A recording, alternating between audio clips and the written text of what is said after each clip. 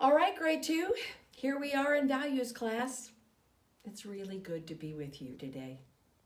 And as we always do, we're going to start out with our mindfulness moment.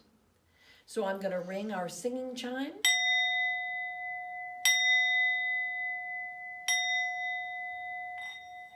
Let's see if we can make it sing.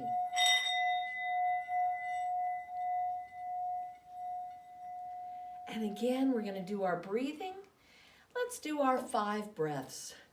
We breathe in, 2, 3, 4, 5, and hold it. 2, 3, 4, 5, and let it go. Oh, just like that balloon that we let all the air go. And we breathe in, 2, 3, 4, 5, and hold it. And then we let it go. Oh, all the way down to our toes. The last time, breathe in, 2, 3, 4, 5, and hold it. And let it go. All right, very good. Again, a reminder that we always do that to give our brain a reset, because our brain is this wonderful, malleable thing that is always working for us. And we always need to take a moment to reset, to bring everything kind of back into place and be ready for the next.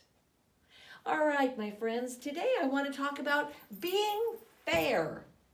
Being fair, right up here. You know, sometimes when things are not the way we want them to be, we feel a little grumpy, a little angry, a little upset. You know, it's hard right now.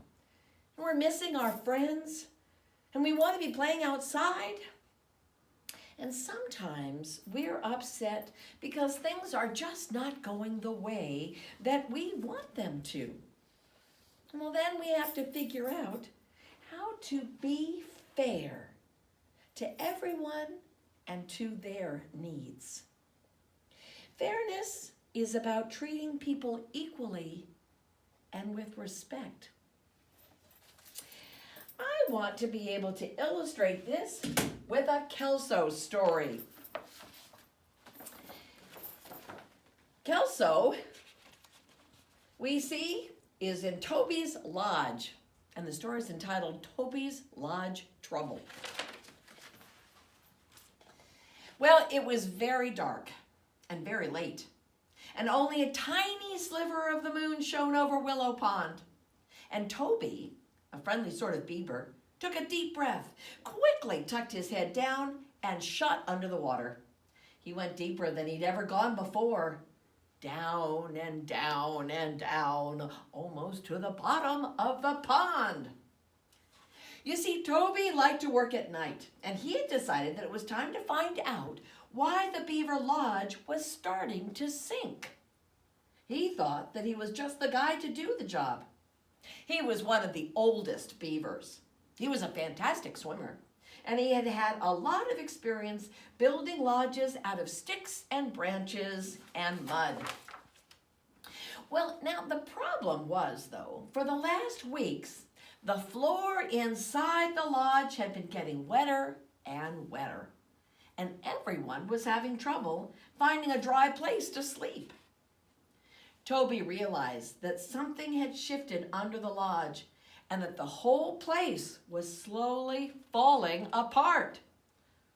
Imagine a sandcastle with the sea coming in from all sides, and you'll get the idea. So as Toby bravely swam under the beaver's den, he looked up, and he could see what was wrong. The lodge had been built on a couple of old sunken logs, and those logs had started to drift apart. And sure, one side of the lodge was still resting on an ancient oak tree, all safe and secure. Oh, but the other side was just sort of hanging out, like a pancake falling off a breakfast plate.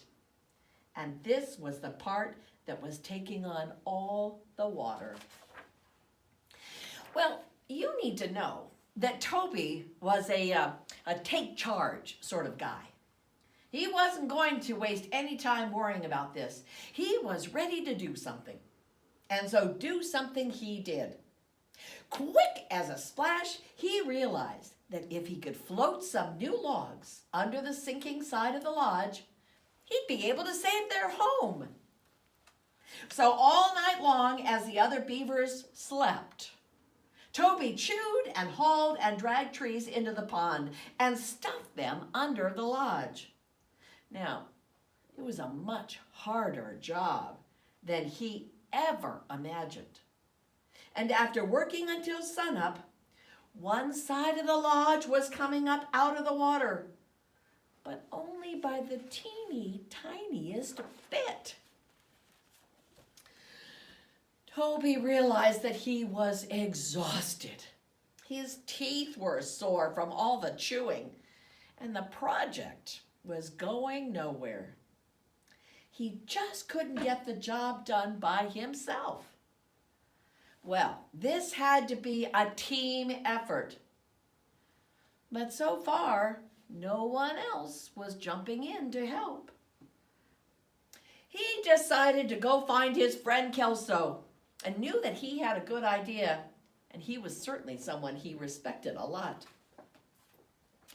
So what do you think that Kelso told him to do? Remember all our choices? Well, Toby, Kelso said, it's great that you tackled this problem and got started before the lodge sunk into the pond. But it's not fair that you're doing all the work. The other beavers need to help out because they live here too. So Toby and Kelso called an emergency meeting of all the beavers. And they said that the lodge was sinking fast and that everyone needed to work together to save their home. Kelso explained that Toby couldn't do all the work by himself. And he said that since everyone lived in the lodge, everyone needed to chip in and help out. That was only fair. A couple of the oldest and strongest beavers spoke up right away. Well, sure enough, we'll help stack more logs under the lodge. Let's get going, boys. We can't expect Toby to do all the work. And then the younger beavers said that they'd help be able to build a couple of hidden passageways and tunnels and maybe even a secret room out of branches and mud. Oh, it took a lot of hard work, but in just a few days, the lodge was finished and it was floating right where it should be. It was high and dry with no muddy floors, and there were tunnels and exits in all the right places. And best of all, the beavers even had time to build a mudslide down from the roof and into the deep water. And it was as steep as the river otters slide and almost as fast. The hard work was done, and everyone felt good about working together to be able to save their home. And it was time to celebrate and relax. And everyone agreed that Toby should be the first one to get to use the new mudslide. Well, that was only fair. After all the hard work that he had done. Oh, my friends. Now, the way to solve the problem was that everyone had to take part of the work. I mean, what wasn't fair was that the sleeping beavers were letting Toby do all the work. But when Toby brought it to their attention that he had been working all night, I think our friends felt sorry for Toby. So they wanted to make things fair by starting to work on the lodge and rebuild it to make it even better. You know, we are working hard at distance learning. And sometimes we need to make room for our brothers and sisters to use the computer or to share our things. We need to be fair when we're all together in the house And we can't go outside and do the things that we want to do. When we're in school, we think of all kinds of ways that we can work together. You know, like cleaning up the classroom, or putting away the books and chairs, picking up at the end of the day. But what about when we are at home? What are the things that we can do to be able to work all together that would be fair? What about, are there extra chores that we can be able to help out around the house? What about, is it picking up after ourselves?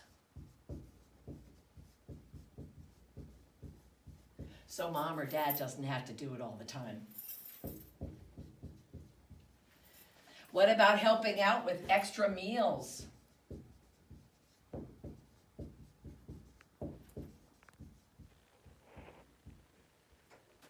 Being able to indeed help around the house is being able to make it work so that everybody is being fair.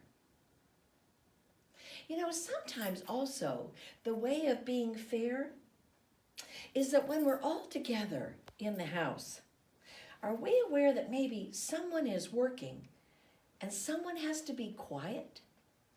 That's a way of being fair. So sometimes we have to be aware and say, oh, Dad, you're working over there. I need to be able to just read quietly over here. Or maybe finding another place in the house so we don't disturb someone. Do you think these are ways of being fair? It's a good way to practice fairness so that everyone can work well together. So here's what I want you to do. Would you get a piece of paper? And I want you to draw a line down the middle of the paper, just like I've done with this one. And what I want you to do is I want you to write on one side, maybe a situation that you knew wasn't fair. Maybe it was with your brother and sister. Maybe it was on the playground at school. Oh, maybe it was just something that we did, but it just didn't seem very fair. When you write down that situation, on the other side of the paper, would you write, how could I have made it fair? How could I have changed that situation? Remember, we always have Kelso's choices. So that's one way that we're always looking at being fair. But is there something that you could have said or done that would have affected this situation? What would have been fair for everyone? Today, will you look for opportunities to be fair to everyone around you? Maybe we can make our time away from each other just a little bit better by being fair.